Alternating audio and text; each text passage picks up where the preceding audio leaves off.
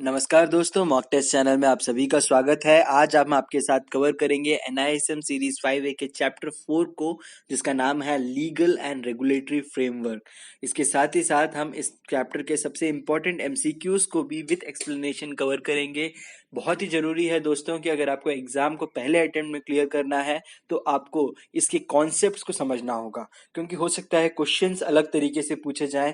जहां तक अगर आपके कॉन्सेप्ट स्ट्रांग हैं तो आप एग्जाम को काफी आसानी से क्लियर कर जाएंगे।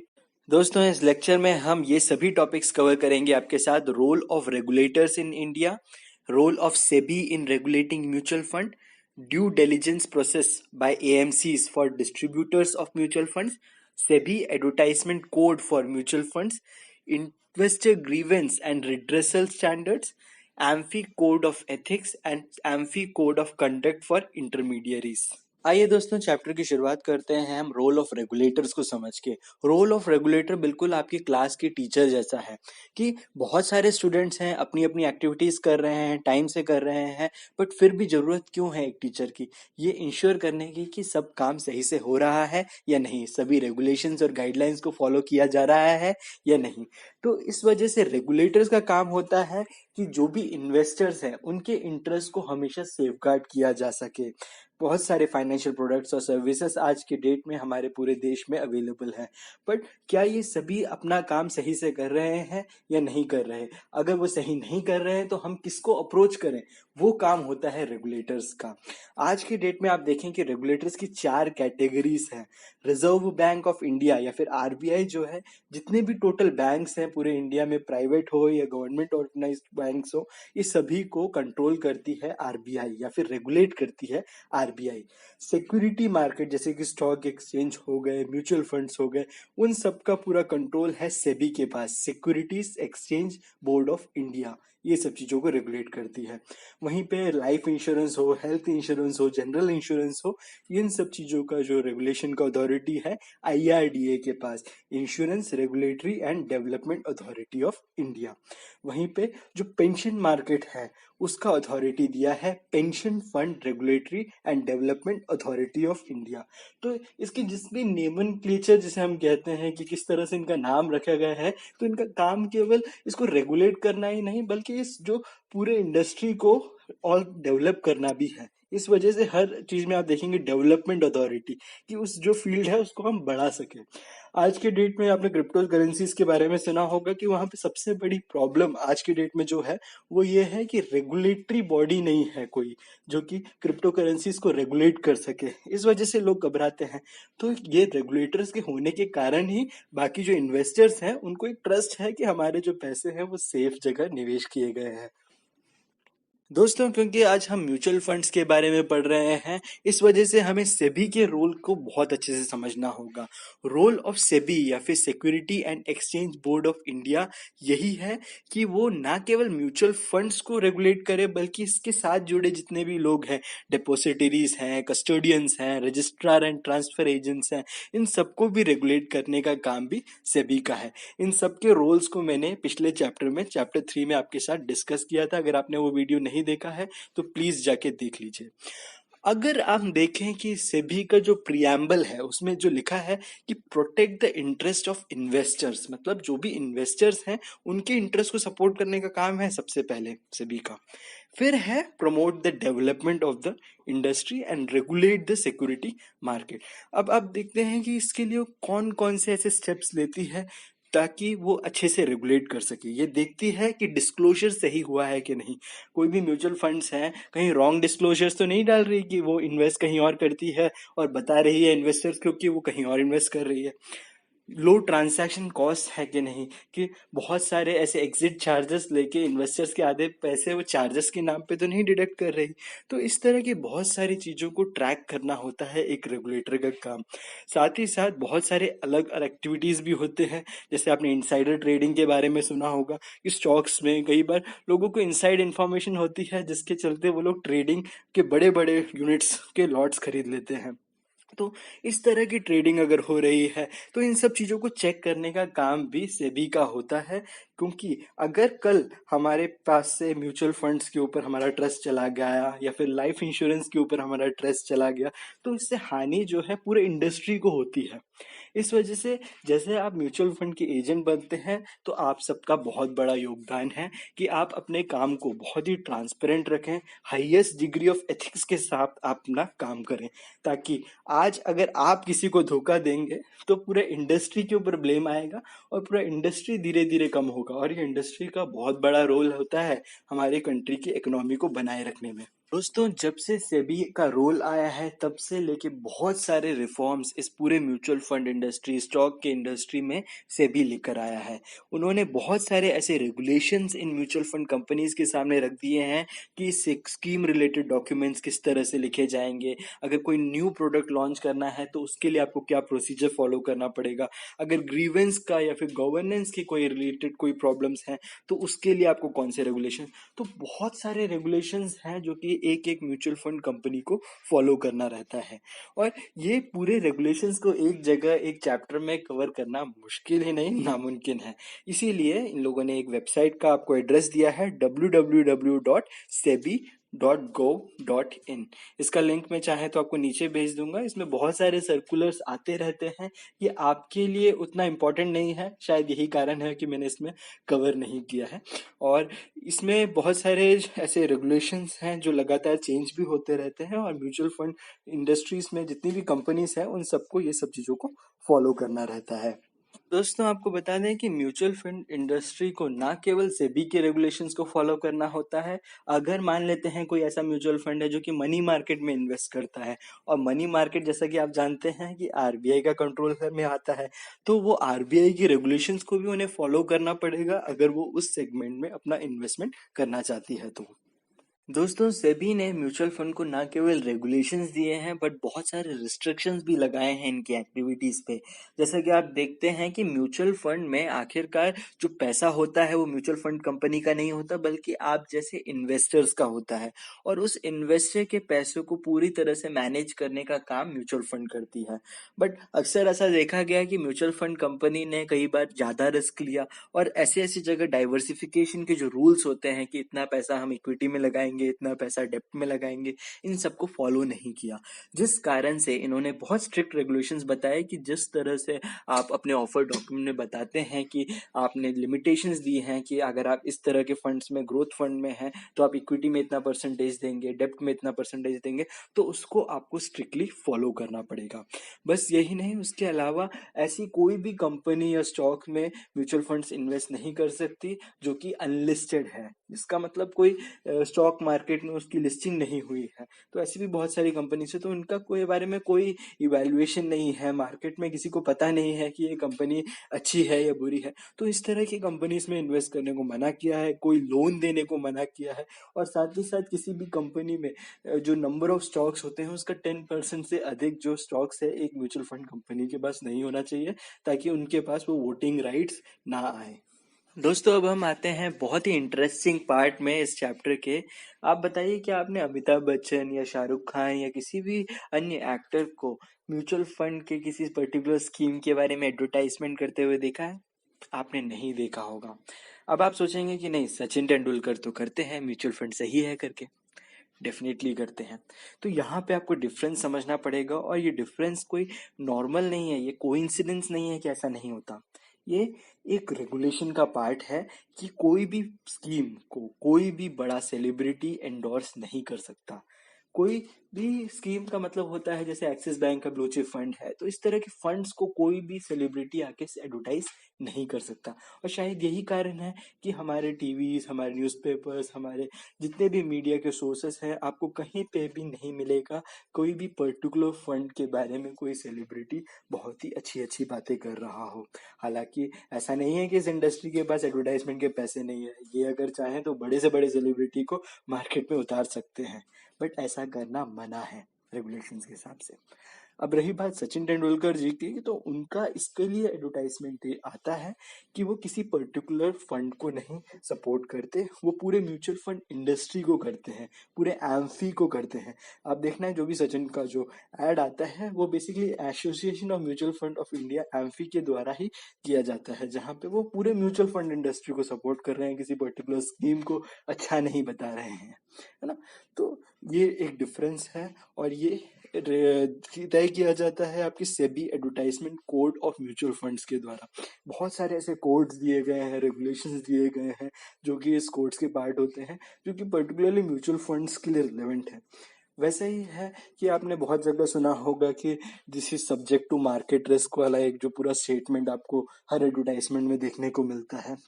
वो भी एक सेबी का गाइडलाइन है कि अगर आप किसी भी तरह के ऐसे प्रोडक्ट्स में इन्वेस्ट कर रहे हैं जहां पे इन्वेस्टर का रिस्क मौजूद है, तो आपको वो सेंटेंस को डेफिनेटली इंक्लूड करना पड़ेगा ऑडियो और विजुअल फॉर्म में।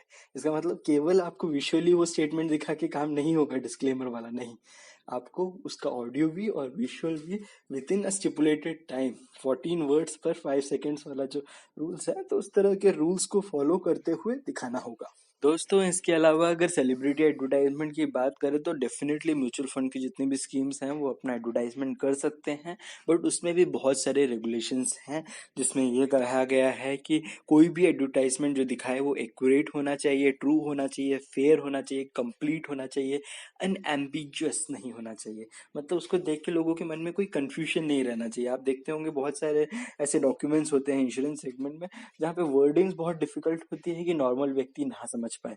वहीं पे यहाँ पे गाइडलाइन बताई गई है कि कोई भी एडवर्टाइजमेंट में आपको डिफिकल्ट या टफ वर्ड्स नहीं यूज करने हैं जिससे कि लोगों को कंफ्यूजन आए या फिर लोगों को कोई गलत एक्सपेक्टेशंस ना जागे। कोई भी एडवर्टाइजमेंट है उसमें किसी भी पर्टिकुलर दूसरे म्यूचुअल फंड के साथ कंपैरिजन भी नहीं होना चाहिए। दोस्तों मुझे उम्मीद है कि आप समझ पा रहे होंगे कि रेगुलेटर का कितना बड़ा रोल है कि हम एक इन्फ्लुएंस डिसीजन नहीं ले रहे हैं। आप देखते होंगे हमारे घर पे आधे से ज्यादा जितने भी प्रोडक्ट्स हम खरीदते हैं वो सभी कोई ना कोई सेलिब्रिटी आके एंडोर्स करता है और हमें ये तक नहीं पता होता कि उस प्रोडक्ट्स में क्या क्या इंग्रेडिएंट्स है, बट क्योंकि एक प्रोडक्ट को एक सेलिब्रिटी एंडोर्स कर रहा है हम जाके खरीद लेते हैं। और ठीक ऐसा ही म्यूचुअल फंड इंडस्ट्री में भी हो सकता था, कोई बड़ा सेलिब्रिटी आके कह सकता था कि हाँ ये फंड बहुत बढ़िया है, ये अच्छे रिटर्न्स देगा, और कल अगर वो ना रिटर्न दे पाए तो इससे प्रॉब्लम जो होती इन्वेस्टर को आती, सेलिब्रिटी को नहीं। आइए दोस्तों हम किसी भी म्यूचुअल फंड इंडस्ट्री के जो इन्वेस्टर्स होते हैं उनके क्या राइट्स हैं, ऑब्लिगेशन है, उसको समझते हैं। पहला राइट होता है राइट टू बेनिफिशियल ओनरशिप। जो भी यूनिट होल्डर्स होते हैं वो बेसिकली म्यूचुअल फंड के जरिए किसी ना किसी सिक्योरिटी का कुछ छोटा परसेंटेज लेते हैं। तो क्योंकि उस म्यूचुअल फंड ने मान लेते हैं टाटा के किसी शेयर में इन्वेस्ट किया है और उसका एक 0.005% जितना जो अमाउंट है वो एक इन्वेस्टर का है, मान लेते हैं म्यूचुअल फंड के थ्रू ही सही, तो भी वो व्यक्ति उस कंपनी का एक ओनरशिप का एक छोटा सा पार्ट है। अगर वो व्यक्ति खुद से एक स्टॉक में इन्वेस्ट करता तो वो एक पार्ट ओनर होता कंपनी का, क्योंकि वो आज म्यूचुअल फंड के थ्रू इन्वेस्ट कर रहा है तो भी वो एक पार्ट ओनर है उस कंपनी का। इस वजह से म्यूचुअल फंड कंपनी का एक बिल्कुल वो अप्लाई कर सकता है, कह सकता है कि हमें जो यूनिट्स हैं उसको डीमैटेरियलाइज फॉर्म में वो ट्रांसफर करें। यूनिट सर्टिफिकेट वो कभी भी मांग सकता है म्यूचुअल फंड कंपनी से। नेक्स्ट आते हैं right to change the distributor. ये हालांकि आपको काफी परेशान करने वाला एक सब्जेक्ट है, बट आपको इसके बारे में भी नॉलेज होना चाहिए कि मान लेते हैं किसी व्यक्ति ने आपसे म्यूचुअल फंड खरीदा, क्योंकि आप डिस्ट्रीब्यूटर हैं, आपने उनको म्यूचुअल फंड दे दिया। अब काफी टाइम बाद उनको पता चला कि अच्छा रेगुलर और डायरेक्ट म्यूचुअल फंड भी होते हैं। अच्छा अगर आपको नहीं पता तो बता देता हूँ कि जो म्यूचुअल फंड इंडस्ट्री में दो टाइप के फंड्स होते हैं, एक होता है रेगुलर फंड और दूसरा होता है डायरेक्ट फंड। अब जो डायरेक्ट फंड्स होते हैं वो डायरेक्ट म्यूचुअल फंड कंपनीज जो होती हैं अपने इन्वेस्टर्स को यूनिट्स अलॉट कर देती हैं, और जो इनडायरेक्ट म्यूचुअल फंड्स होते हैं वो इनडायरेक्ट म्यूचुअल फंड्स आपके थ्रू होते हैं, जैसे हम और आप जैसे जो डिस्ट्रीब्यूटर्स हैं उनके थ्रू हम जो इन्वेस्टर्स को पकड़ के देते हैं म्यूचुअल फंड कंपनी को, और हमारे थ्रू ये सेल्स का प्रोसेस होता है। इस वजह से जो रिटर्न्स आते हैं इन दोनों म्यूचुअल फंड्स में, इसमें छोटा सा माइन्यूट फर्क होता है।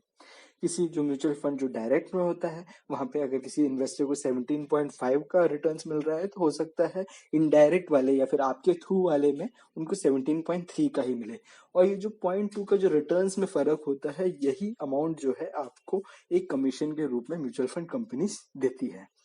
और इस वजह से लोगों में पहले अवेयरनेस नहीं थी ये डायरेक्ट और इनडायरेक्ट म्यूचुअल फंड की, और उस समय का जो एक सिस्टम था पूरा पेपर वर्क वाला था और लोगों को इस बारे में पता ही नहीं था कि ऐसा कोई पॉसिबिलिटी है। बट आज के टाइम पे लोग काफी जागरूक हैं, जो इन्वेस्टर्स हैं वो डायरेक्टली भी म्यूचुअल फंड खरीदना चाहते हैं। तो अगर मान लेते हैं उन्होंने आपसे म्यूचुअल फंड खरीदा और कुछ टाइम बाद बोला कि नहीं सर मेरे को अब डायरेक्ट म्यूचुअल फंड चाहिए, तो आप मना नहीं कर सकते, क्योंकि ये एक राइट है, right to change the distributor. इसका मतलब कल आपसे अगर किसी ने म्यूचुअल फंड खरीदा, वो चाहे तो एम्फी को अप्रोच कर सकता है, और साथ ही साथ एम्फी को नहीं, एएमसी को अप्रोच कर सकता है। मतलब जो भी म्यूचुअल फंड कंपनी है उसको डायरेक्टली जाके अप्रोच कर सकता है, और चाहे तो वो अपने डिस्ट्रीब्यूटर को बदल भी सकता है, और चाहे तो वो ऑप्ट आउट कर सकता है, कह सकता है कि नहीं चाहिए मुझे कोई डिस्ट्रीब्यूटर, मुझे डायरेक्ट फंड में कन्वर्ट कर दो। तो ये सब भी पॉसिबिलिटी है और ये उनके राइट्स के अंदर आता है। Next, rights to inspect documents. Unit holder जो है कभी भी बोल सकता है कि मुझे ट्रस्ट डीड दिखाओ, इन्वेस्टमेंट मैनेजमेंट का एग्रीमेंट दिखाओ, एक कस्टोडियल सर्विस एग्रीमेंट दिखाओ। तो क्योंकि ये एक ट्रस्ट है और यहाँ पे राइट टू इंफॉर्मेशन, ट्रांसपेरेंसी पूरी अलग ही लेवल में है, इस वजह से अगर कोई चाहता है, कोई इन्वेस्टर चाहता है, यूनिट होल्डर चाहता है कि हमें वो डॉक्यूमेंट्स देखना है, तो वो देखने से मना नहीं कर सकती कोई भी AMC. Next, right to appoint nominees. सभी इन्वेस्टर्स जो म्यूचुअल फंड्स में निवेश करते हैं उनको मिनिमम टू मैक्सिमम 3 नॉमिनीज तक वो रख सकता है। तो ये जो 3 नॉमिनीज हैं उसमें वो परसेंटेज डिसाइड कर सकता है कि हाँ जो मेरे जितने भी म्यूचुअल फंड के यूनिट्स हैं उसका 20% इनको दे दीजिए, 30% इनको दे दीजिए, और बाकी का बचा हुआ परसेंटेज 50% किसी को दे दीजिए, ऐसे। तो या तो फिर ये कर सकता है, अगर मान लेते हैं उन्होंने इस तरह से परसेंटेज बेसिस में डिक्लेरेशन नहीं किया है तो इस केस में ये जो है इक्वल डिस्ट्रीब्यूशन हो जाता है, 33% का इक्वली अमाउंट जो है दे दिया जाता है। Next, right to pledge mutual fund units. आपने देखा होगा कि लोगों को अगर कोई लोन लेना होता है, कर्ज लेना होता है, तो उसे कोई ना कोई कोलैटरल रखना होता है। कई बार घर के डॉक्यूमेंट्स रखे जाते हैं इस केस में, कभी किसी के गोल्ड रखे जाते हैं। तो यहाँ पे right to pledge mutual fund unit मतलब कि म्यूचुअल फंड के जो यूनिट्स हैं उसको आप कोलैटरल की तरह से प्लेज कर सकते हैं, आप किसी भी बैंक को दे सकते हैं तो आपको लोन पास कर सकते हैं, उसको एक कोलैटरल की तरह यूज किया जा सकता है। तो वही एक राइट है, right to pledge mutual fund units. Next है राइट टू ग्रीवेंस रिड्रेसल। अब मान लेते हैं कि कोई इन्वेस्टर है, उसको कोई ना कोई प्रॉब्लम है कि नहीं, उसके साथ कुछ अनफेयर हुआ है, या फिर जो फंड से रिलेटेड कोई जानकारी उसको सही तरीके से नहीं बताई गई, या कोई और ग्रीवेंस है। तो इसके लिए वो अपने एएमसीज को अप्रोच कर सकता है, जो एसोसिएशन ऑफ म्यूचुअल फंड को नहीं, एएमसीज का मतलब होता है जो भी म्यूचुअल फंड की जो कंपनी है उसको अप्रोच कर सकता है। उसको जब अप्रोच करता है तो उसका काम रहता है कि जो भी कंप्लेंट्स है उसको रजिस्टर करे, और साथ ही साथ जल्द से जल्द उसके जो प्रॉब्लम को सॉल्व करे, क्योंकि एम्फी के रेगुलेशंस के हिसाब से उन्हें ये रिपोर्ट हमेशा अपने वेबसाइट में दिखानी होती है कि कितने नंबर ऑफ कंप्लेंट्स आए, कितने टाइम लगा उस कंप्लेंट को रिजॉल्व करने में, और अभी के स्टेटस में कितने पेंडिंग कंप्लेंट्स बचे हैं। बस यही नहीं, जो स्कीम रिलेटेड डॉक्यूमेंट्स होते हैं उस स्कीम रिलेटेड डॉक्यूमेंट्स में भी नंबर ऑफ कंप्लेंट्स रिसीव्ड और अभी कितने पेंडिंग हैं, ये सब चीजें दिखानी होती है, ताकि जो व्यक्ति इसमें इन्वेस्ट करना चाहता है वो भी तो स्कीम रिलेटेड डॉक्यूमेंट देखेगा। तो वो अगर देखे कि अरे बहुत सारे कंप्लेंट्स आए हैं इसमें, तो वो खुद भी हो सकता है शायद अपना डिसीजन चेंज कर ले। वहीं पे जो सेबी के रोल में आता है कि सेबी इस एएमसी को नए स्कीम्स लॉन्च करने से मना कर सकती है अगर उसके पास लगता है कि उसके बहुत सारे कंप्लेंट्स हो गए हैं जिसको उसने रिजॉल्व नहीं किए हैं। तो नेक्स्ट हम आते हैं rights of investors in context of change in fundamental attributes. अक्सर ऐसा होता है कि अलग अलग कॉम्पिटिशन्स हैं मार्केट में, मार्केट हमेशा बदलता रहता है। इस वजह से कोई म्यूचुअल फंड डिसाइड कर सकता है कि मान लेते हैं हम 60% तक अलॉट करते आ रहे थे इक्विटीज में एक पर्टिकुलर म्यूचुअल फंड स्कीम में। अब उन्होंने डिसाइड किया नहीं, इक्विटी बहुत अच्छा परफॉर्म करेगा, हमें 60 से 70% कर लेना चाहिए। तो ये तो बेसिकली देखा जाए तो एक फंडामेंटल एट्रीब्यूट ही चेंज हो गया। एट्रीब्यूट का मतलब होता है कैरेक्टर ही चेंज हो गया, कि इन्होंने अपना इन्वेस्टर का जो प्लान है वही चेंज कर दिया। तो डेफिनेटली चेंज कर सकते हैं कि नहीं कर सकते पूछा जाए तो डेफिनेटली कर सकते हैं, बस ये है कि सबकी राजी बनी होनी चाहिए, क्योंकि ये क्या एक ट्रस्ट है। तो अगर सब लोग मिलके बोले हाँ कर लीजिए तो चेंज किया जा सकता है। और इसी काम के लिए अगर इस तरह के कोई चेंजेस लाना चाहती है कोई म्यूचुअल फंड स्कीम में कोई कंपनी, तो उसे अपने सभी इन्वेस्टर्स को पूछना पड़ेगा जितने भी यूनिट होल्डर्स हैं, और 30 दिन का टाइम रहता है और इस 30 दिन के टाइम में अगर मान लेते हैं कोई यूनिट होल्डर को जो बदलाव है वो पसंद नहीं आ रहा तो वो एक्सिट ले सकता है। और उस केस में एम्फी के रेगुलेशन के हिसाब से कोई एक्सिट चार्जेस भी देने की जरूरत नहीं है। तो बहुत बढ़िया इन्वेस्टमेंट हो गया ये तो। ये जो एंट्री चार्जेस तो बंद हो ही गए हैं ऑलरेडी, एक्सिट चार्जेस भी इनको नहीं देने पड़ेंगे। अगर इस सिनेरियो में कोई फंड के जो चेंजेस होते हैं उस केस में अगर वो एक्सिट ले जाते हैं तो इनके एक्सिट चार्जेस भी बच जाएंगे। और अगर मान लेते हैं कि कोई व्यक्ति है जो कि इस 30 डेज के अंदर एक्सिट नहीं करता तो फिर वो स्कीम के अंदर कंटिन्यू रहना चाहता है, ये मान लिया जाएगा। और ये जो जानकारी है ये केवल इनको सभी यूनिट होल्डर्स को ही नहीं बतानी पड़ती, बल्कि एक नेशन वाइड सर्कुलेशन वाले इंग्लिश न्यूज़पेपर में भी इसे पब्लिश करना होता है। और साथ ही साथ ये जानकारी पब्लिश करनी होती है उस रीजन में जहाँ पे इस कंपनी का हेड ऑफिस मौजूद है। दोस्तों नेक्स्ट आते हैं right to terminate the appointment of एएफसीज।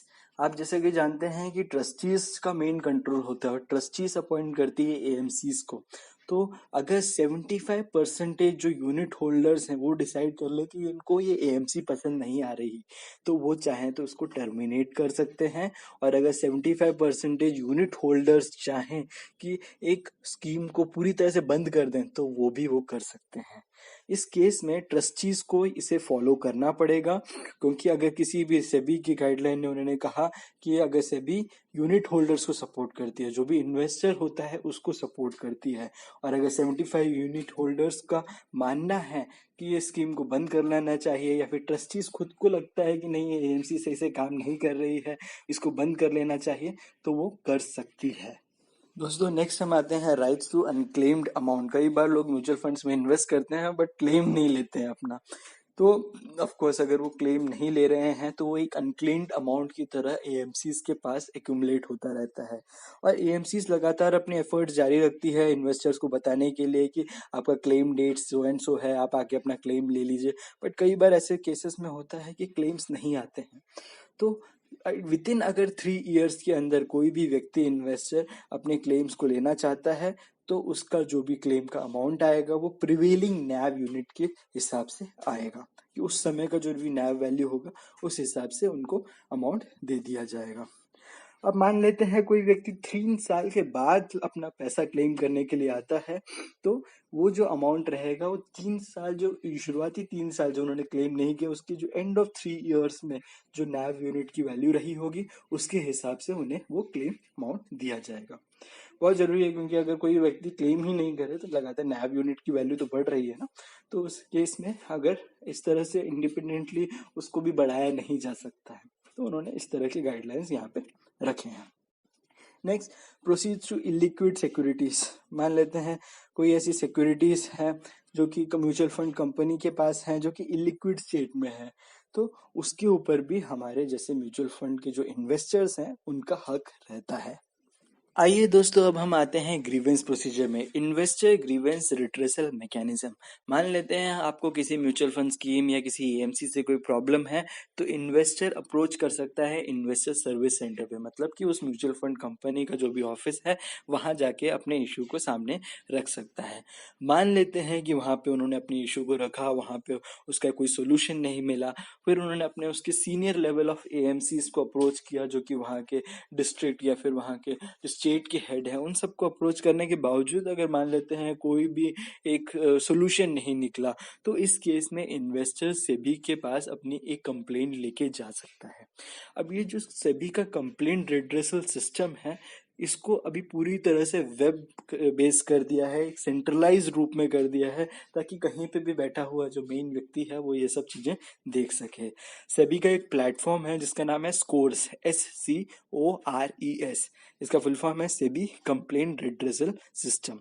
अब ये वेबसाइट आप खुद भी चाहें तो लॉग इन कर सकते हैं, इसका लिंक है scores.gov.in। अब यहाँ पे जाके कोई भी व्यक्ति चाहे तो अपना कंप्लेंट का ना केवल वो लॉन्च कर सकता है बल्कि साथ में फॉलो अप भी ले सकता है, स्टेटस देख सकता है कि कहाँ तक हमारा जो कंप्लेंट है पहुंचा है और क्या उसका सोल्यूशन निकला है। इस तरह की कंप्लेंट्स जो भी किए जाते हैं ये सिस्टम में हमेशा बने रहते हैं स्टार्टिंग से लेके एंडिंग तक। अब आपके मन में सवाल आएगा कि ऐसे भी तो बहुत सारे इन्वेस्टर्स हैं जिनको कंप्यूटर के बारे में उतना ज़्यादा नॉलेज नहीं है। तो ऐसे लोग चाहें तो अपना जो कंप्लेंट है वो एक रिटन फॉर्म में लिख सकते हैं, फिजिकल फॉर्म में जाके किसी भी सेबी के ऑफिस में दे सकते हैं और सेबी के ऑफिस वाले उसी पेपर को, कंप्लेंट को स्कैन करके इस स्कोर वाले वेबसाइट में अपलोड कर देंगे। अब ये जो कंप्लेंट है वो किस किस के खिलाफ किया जा सकता है? किसी भी कंपनी, रजिस्ट्रार या ट्रांसफर एजेंट्स हैं, ब्रोकर है, स्टॉक एक्सचेंजेस है, depositories, mutual fund, portfolio manager, किसी के भी अगेंस्ट कंप्लेंट लिखा जा सकता है। दोस्तों अब हम आते हैं amphi code of conduct for intermediaries. अब ये इंटरमीडियरीज कौन हुए? डिस्ट्रीब्यूटर्स हो सकते हैं, बैंक के एम्प्लॉयज हो सकते हैं जो कि म्यूचुअल फंड्स बेचते हैं। तो इनके लिए दो तरह की चीज़ों को समझना जरूरी है। पहला होता है एम्फी कोड ऑफ एथिक्स, जिसको एज भी कहते हैं, ACE। अब एथिक्स का मतलब होता है कि हम किस तरह से अपना काम कर रहे हैं, क्या प्रोफेशनल स्टैंडर्ड दिखा रहे हैं क्या नहीं, है ना। तो इस वजह से इन लोगों ने कोड ऑफ एथिक्स लिखा है जहाँ पे स्टैंडर्ड गुड प्रैक्टिसेस भी लिखा हुआ है, किस तरह से हमें अपने इन्वेस्टर के साथ डील करना चाहिए, किस तरह से हमें बातें करनी चाहिए, किस तरह के स्टैंडर्ड्स को मेंटेन करना चाहिए, ताकि कल कोई ये ना सोचे कि अरे म्यूचुअल फंड एजेंट्स जो बस कोई भी बन सकता है। नहीं, उसमें भी चाहिए होता है एक प्रोफेशनलिज्म। सामने वाला जब देखता है कि हाँ ये म्यूचुअल फंड का एजेंट है, तो जो प्रोफेशनल स्टैंडर्ड्स है वो फॉलो कर रहा है, तो उसका एक अलग ही रिस्पेक्ट सोसाइटी में बनता है। नेक्स्ट हम आते हैं amphi code of conduct for intermediaries of mutual funds in India. अब अग्नि जो है, अग्नि एक तरह की बुक है जिसको हम कहते हैं amphi guidelines and norms of intermediaries. इसमें पूरे कोड्स दिखे हुए हैं कि किस तरह से आपको कंडक्ट करना है लोगों के साथ, किस तरह के प्रैक्टिसेस को फॉलो करना है, किस चीज़ों को आपको फॉलो नहीं करना है। बहुत ही इंपॉर्टेंट है रेगुलेटर्स का किसी भी फील्ड में रोल। और इन केस मान लेते हैं कोई भी व्यक्ति अगर आपके अगेंस्ट कंप्लेंट लेके जाता है कि नहीं इस व्यक्ति ने जो है हमें फंड सही से नहीं बेचा, या फिर आपने कोई बेसिक फॉल्ट वहाँ पे कर दिया, तो उस केस में एक जो एम्फी को तक अगर इस बात की खबर चलती है तो आपको 3 हफ्ते का टाइम दिया जाता है अपने इस कंप्लेंट के लिए एक सोल्यूशन बताने का, उसको एक्सप्लेन करने का। मान लेते हैं इस 3 हफ्ते के अंदर कोई एक्सप्लेनेशन नहीं मिला, या फिर जो एक्सप्लेनेशन मिला वो नॉन सेटिस्फैक्ट्री रहा, तो एम्फी एक वार्निंग लेटर लिखती है जिसमें कि वो सब्सिक्वेंट वायलेशन अगर हुआ तो आपकी जो एम्फी है उसको कैंसिल कर दिया जाएगा। इस तरह के स्टेटमेंट लिखे जाते हैं कि एक जो गलती है उसको माफ कर दिया जाता है, नेक्स्ट बार अगर आपसे इस तरह की कोई गलती होती है तो उसके लिए वार्निंग वो इशू करती है। वहीं पे नेक्स्ट बार भी अगर पता चलता है एक सेकंड वायलेशन हुआ, तो उस केस में ना केवल एम्फी आपका जो कोड आता है, ARN नंबर जिसे कहते हैं, उसको कैंसिल करती है, बल्कि ये जो जानकारी है वो सभी AMCs को भी बता देती है कि आपको फिर कोई भी म्यूचुअल फंड एजेंट जैसे नहीं रखेगा। आइए दोस्तों हम क्वेश्चन एंड आंसर्स में आते हैं। ये क्वेश्चंस बहुत बार रिपीट हुए हैं क्योंकि ये कॉन्सेप्ट बताते हैं, ये क्वेश्चंस आपको बताते हैं कि आपके कॉन्सेप्ट्स कितने क्लियर हुए हैं। Which of the following regulates the mutual funds in India? Options दिए हैं, A security and exchange board of India, B association of mutual funds in India, C asset management companies, D board of trustees of mutual funds. कौन regulate करता है mutual fund industry को India में? Of course SEBI regulate करता है, security and exchange board of India. Next सवाल पे आते हैं, mutual funds can buy and sell securities only on delivery basis, state whether this is true और false. Definitely आप जानते हैं कि जो रिटेल इन्वेस्टर्स होते हैं वो इंट्राडे ट्रेडिंग कर सकते हैं, बट जो म्यूचुअल फंड्स होती हैं वो सिक्योरिटीज़ को बाय और सेल केवल डिलीवरी बेसिस पे ही कर सकते हैं। इसका आंसर है true. Next, what is the minimum percentage of mutual fund schemes corpus must be invested in equity related instruments in case of ELSS schemes? अब जो ELSS स्कीम है उसका नाम है इक्विटी लिंक्ड सेविंग स्कीम। अब ये पूछा गया है कि कितना परसेंटेज पैसा जो है ELSS स्कीम को मिनिमम इन्वेस्ट करना चाहिए इक्विटीज़ में। इसका करेक्ट आंसर है 80% पैसा। ELSS के बारे में एक और बात मैं आपको बता दूं, ये बहुत ही बढ़िया स्कीम्स होते हैं जिसका मिनिमम केवल 3 इयर्स का लॉक इन पीरियड रहता है। इस वजह से काफ़ी लोगों में इंटरेस्ट है, क्योंकि इससे ना केवल ये लोग 3 इयर्स के लॉक इन पीरियड में इन्वेस्ट कर पाते हैं बल्कि इससे टैक्स सेविंग भी हो जाती है। नेक्स्ट क्वेश्चन पे आते हैं, which of the following statement is true with respect to celebrity endorsement of mutual fund?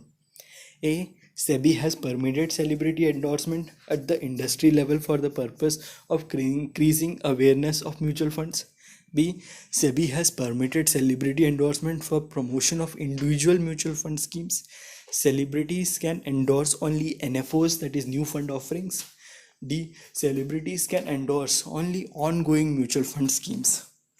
Definitely इसका उत्तर आप जानते हैं कि SEBI has permitted celebrity endorsement at the industry level for the purpose of increasing awareness of mutual fund. जैसे आप देखते हैं सचिन तेंदुलकर आते हैं एमसी के एडवर्टाइजमेंट में, बोलते हैं म्यूचुअल फंड सही है, तो वो पूरे म्यूचुअल फंड इंडस्ट्री के बारे में कह रहे होते हैं। कभी भी आपने कोई भी सेलिब्रिटी को ये नहीं बोलते हुए देखा होगा कि आप इसका ये वाला स्कीम ले लीजिए, बहुत बढ़िया है। नेक्स्ट आता है, investors have the right to specify up to dash nominees for their mutual fund investment folio. आप जानते हैं इसका उत्तर है ना, इसका करेक्ट आंसर है 3। ज़्यादा से ज़्यादा वो 3 नॉमिनीज़ को रख सकते हैं अपने म्यूचुअल फंड इन्वेस्टमेंट के फोलियो में। दोस्तों, अगर आपको इस वीडियो में बताई हुई बातें पसंद आ रही हो तो डेफिनेटली इस वीडियो को लाइक कीजिएगा, ताकि मुझे पता चले कि ये रियली यूज़फुल इन्फॉर्मेशन है, और ताकि मैं जल्द से जल्द बाकी सभी वीडियोस भी आपके सामने रिलीज़ कर सकूं।